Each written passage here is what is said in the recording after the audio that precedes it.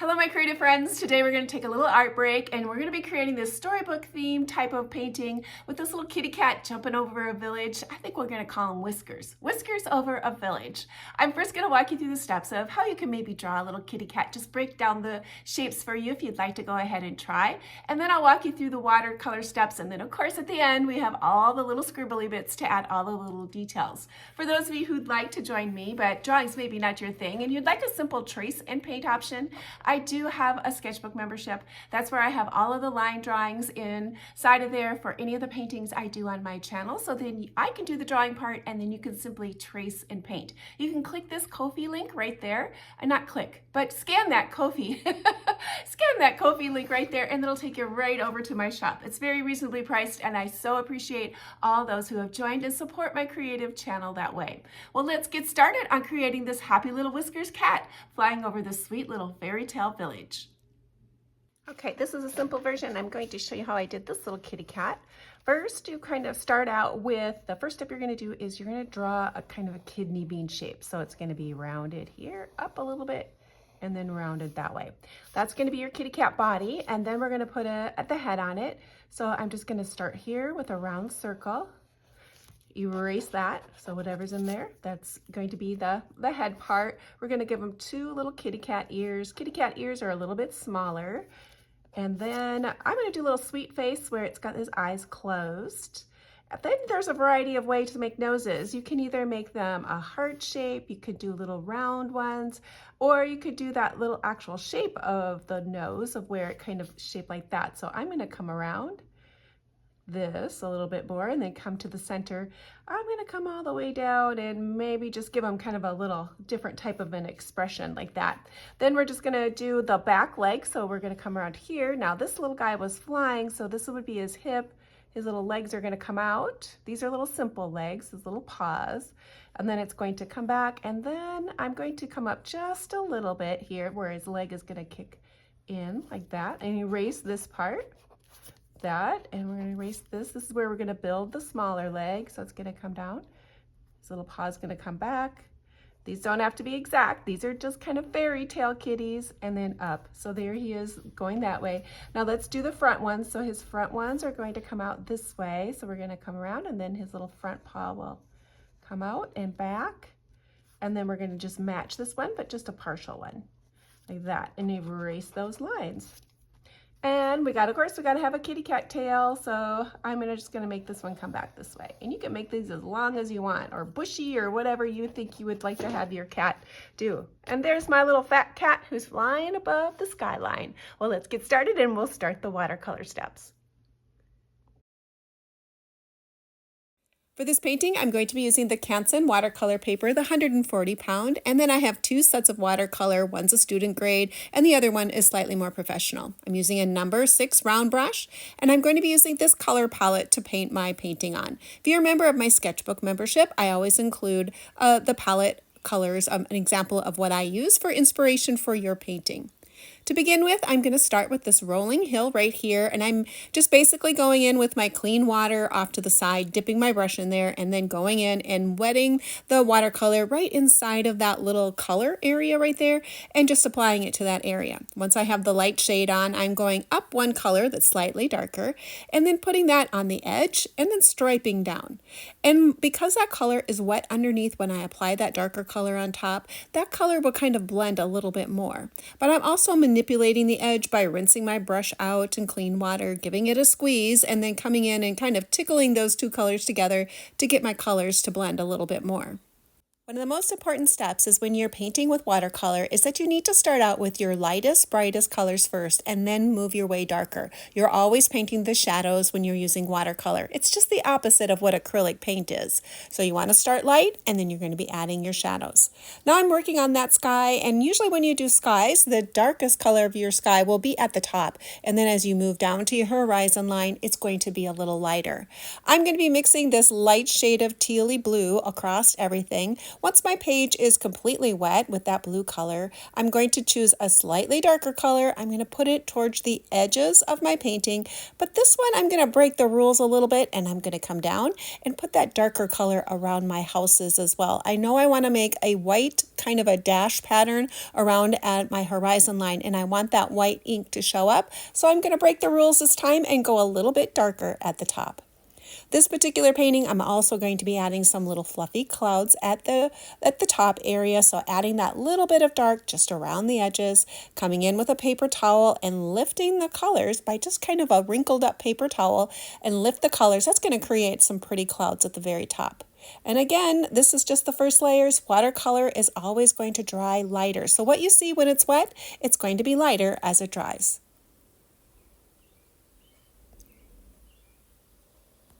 And here's when I go in and take that little piece of paper towel and create the clouds with that. I'm using paper towel this time, but my favorite paper to actually use is toilet paper. It's something about the thinness of the paper. It just works really great to be able to lift some of that color. When I create a painting, I do like to move my colors around the painting. So the bottom right here, this doodle pattern of these large polka dots work perfectly to be able to carry some of that blue color that I used up on the sky to bring it to the bottom of my painting. By having my colors kind of go around my painting, it just easily moves the eye around the painting. At this stage, I gave my painting a complete dry using my heat tool to make sure my colors were set before I moved into the other areas to add the next colors. All these colors are butting up to another area that's already been painted, and I want to make sure my colors are staying separate and not blending so much. So I went ahead and I dried my paper before I added the next layers. This rolling hill is getting a very light, bright shade of green, and I'm coming in with just a darker shade, blue-green of color, and adding the patterns this way. Now that color underneath is already wet, so when I add that darker color on there, it has a tendency to bleed and mix on its own. And that's the look I was going for, so I added my colors while they were wet. Now let's go ahead and add a little bit more color to that cat. The sky is completely dry, and I'm going to be making a yellow goldenish color kitten.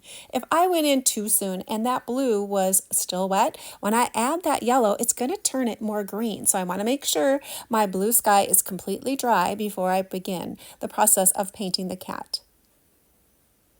This is my lightest shade, my highlights for my cat. You won't see a lot of this color in the end, but it's going to be underneath there, and the beauty and the fun of watercolors is seeing those translucent layers build.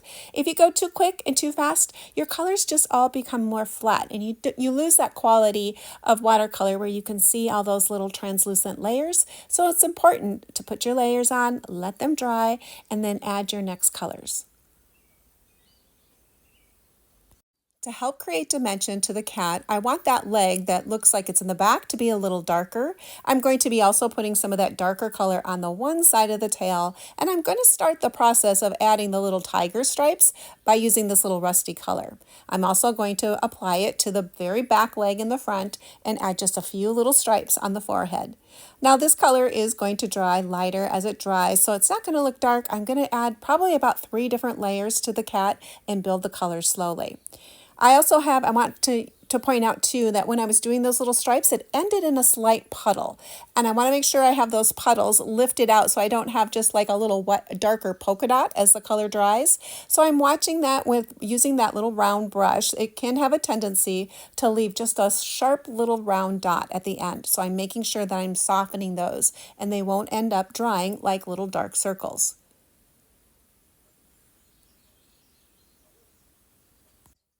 I will have some of the supplies I used to create my painting listed inside of the description box. So if you'd like to check out some of those links to see what I use, they'll be inside of there.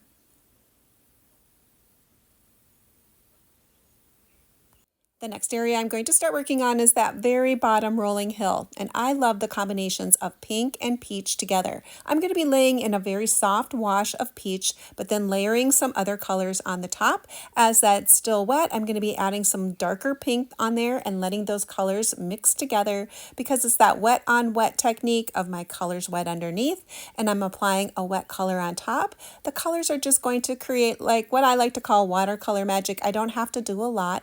I can just put the the colors on, maybe perhaps add just a tiny bit more water, and let the colors move around on the paper and see the coloration it creates on its own.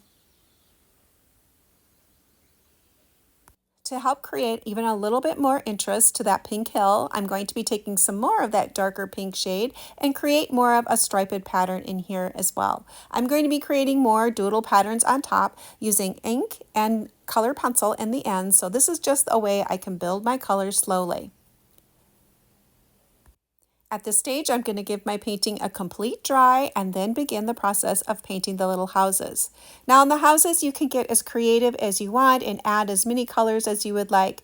I decided on using 3 different shades of color at there and then add more detail and your interest using my ink pens and the color pencils. But first of all, I'm going to start out with this turquoise green. I'm going to put more of a turquoise green on the far left and then anchor that house on the other side using the same color. I'm also going to be using a little bit of pink on these houses and some gray as well. To strengthen that area coloration for the green hill, I used the same darker green color, but this time I put the darker green color on dry paper, went into my clean water and dipped my brush in that, gave it a squeeze, and then just lightly tickled that color out to the edge.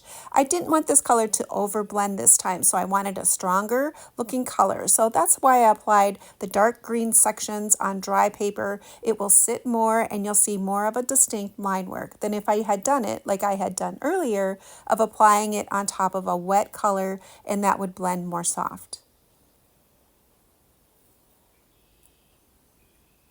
Now I'm going to go ahead and work a little bit more on these houses. I had a little hard time deciding exactly what color I wanted, so I gave myself a little bit of time to think about it and then decided on my next colors and proceeded to mix them up, having some pink, some grays, and some of that darker turquoise colors.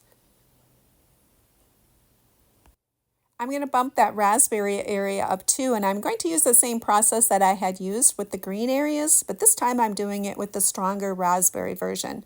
I'm coming in with the darker shade of raspberry and putting it here and there. I'm putting it on one side of the houses too, just to get that color to really bright and pop and to create a shadow using that bright shade of raspberry.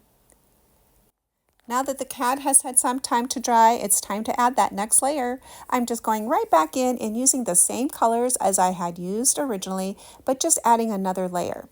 Sometimes you don't necessarily have to add stronger colors. You can add the same colors, but you build the layers up, and each layer you put on, even of the same colors, you're going to notice a slight change.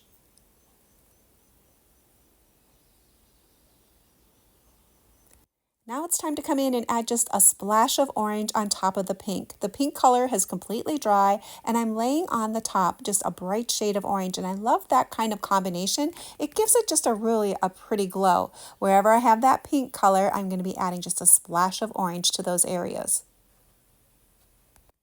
The next color I'm going to use to deepen my paint colors is this color called Payne's Gray. It's a rather kind of a navy color, but it's really super pretty. And where I'm adding that color is I'm creating a shadow inside of some of the turquoise areas as well as the green areas. This color is just going to add just a next layer of interest to those little colorful houses and to the hills as well.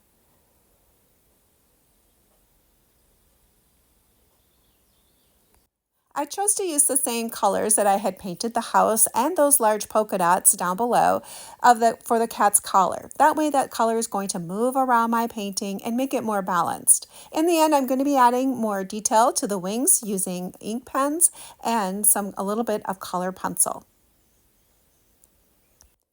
For the cat's eyes, I decided to use the same colors that I had used on that rolling hill of green down below. Cat's eyes are very colorful. You really don't see very much white, so I'm going to be tapping in some of the green, and then in the middle, I'm going to be using that dark blue color. And at the end, I'll be adding a catch light of white using my pen, my Uniball pen, to create that catch light, because every living thing has a catch light of white, and I'll be adding the sparkle in the end to the eyes that way.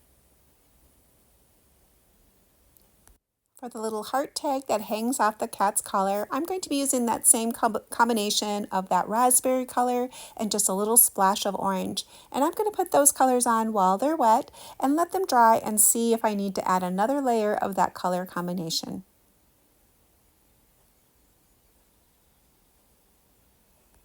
I'm going to use that same color combination for the little kitty's nose as well. I'm just using the tiniest taps of color on his nose and letting it blend. I need to strengthen the stripes just a little bit more. I'm using the same colors that I used before. I'm just adding another layer. By adding this final little touch, it's going to keep more of that stripedy look that I'm looking for this cat and add another layer of shadowing. Once my painting is completely dry, I can go ahead and start the line work using a micron pen in the nib size 005, and I'm using the color sepia. I'm really enjoying using the sepia colors lately instead of black. It's just a tiny bit softer, but it still gives a nice quality dark line. When I do this type of line work, I like to more have a loose line work, more of a hand sketch quality. I'm not looking for perfection or a perfect outline like a coloring book. I'm going for more of a sketchy stop and start line and having more loose line work. So I like stopping and starting and doubling my lines and having more of an irregular line work. Micron pens are a permanent ink once they're dried, so you don't have to worry about when you go back in with a wet material like a varnish or a wax, it's not going to smear across your paper because once it's dry, it's permanent.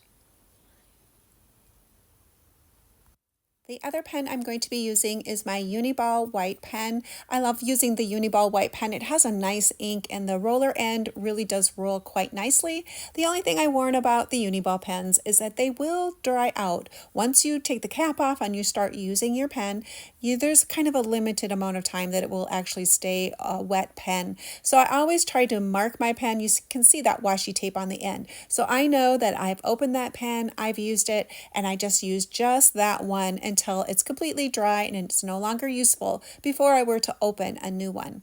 I always buy more than one, but I only just use the one at a time. Now on to adding a little bit more texture and color using color pencils. I love using color pencils on top of watercolor. It just adds that next layer of texture and depth of color. You can actually bring in colors that perhaps you didn't use when you were using the watercolor. You can add those using the color pencils. The texture of the Canson watercolor paper works perfect for color pencils because it's slightly smoother. So you won't end up with such a bumpy look in the end. It'll have more of like line work and gradation of colors instead of just picking up the texture of the paper on the top.